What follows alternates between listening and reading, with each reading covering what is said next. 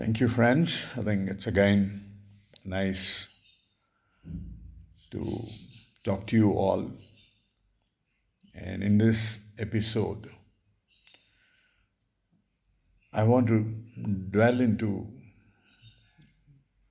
the very creation of Indian Institute of Governance, how the institute will be shaped in order to produce, in order to create, in order to chisel, I would say, extraordinary political leadership, not only for this country, but for the entire world. I strongly believe that unless and otherwise you create such a leadership potential and make it available everywhere, we are not going to see the new global order which we have been talking about over the last 100 years, but still looks far-fetched. A world without border, supporting each other, helping each other, loving each other, managing the resources, managing the environment better, sharing the knowledge, sharing the prosperity. I mean, we can move to that region. Certainly not a dream. I think God has engineered we human beings as only the next best to Himself. So I think it is possible that golden era or years are possible.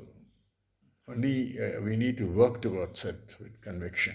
So such leadership, visionary leadership, driven by values,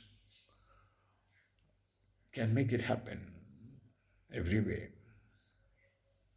So I think as the first step towards it, we will see how this Indian Institute of Governance will get shaped up in the coming years. And before I go into that, I just want to mention about two young Turks who are part of our academic council. One is Mr. Krishna Shrikant, advocate and solicitor, and a very nice young person who got excited when I met him in Winner's Bakery. On a casual talk, I told him about IIG, and he offered his services, and then he is part of our council. And then similarly, when I was looking into the leadership institutes in the country and in the world, I saw a Chanakya Institute of Political Leadership in Bombay. So I was a little excited.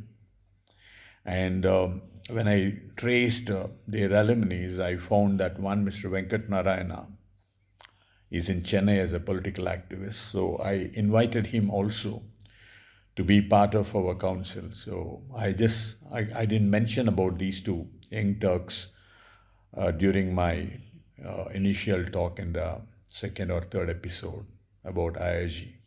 So they are also part of our council. And one happy thing is that in the last 10 years, as I have been working on the Indian Institute of Governance, many such institutes have come up in the country, small and big. And that's a very happy thing. That means the country itself is waking up to the reality that we need to have courses and content for governance and political leadership, and people have started offering it in many modules. But IIG believes in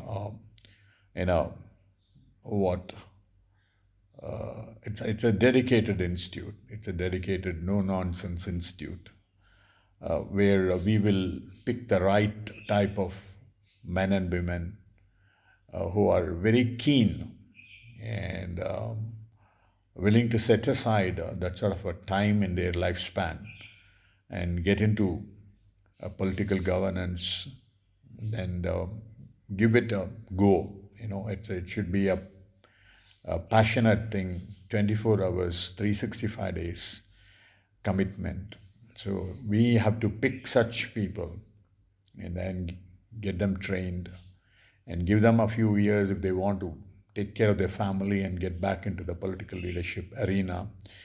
Give them that. And those who would like to plunge in straight away, then give them the right platform for them to get into the political governance arena.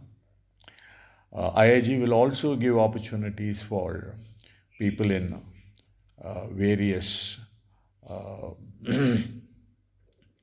cadres to come in and then equip themselves for governance if they want. And so that way, I think we will draw the best resources, best ingredients from all walks of life, and then train them.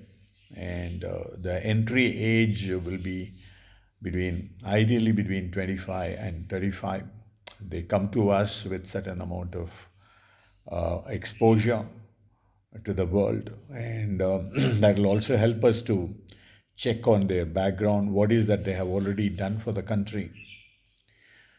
So that will be the sort of entry age. And this institute that's going to come up, the Global Monument Project, is going to be a model institute, and maybe that will be the first one. And certainly, I think there'll be IIGs in many places.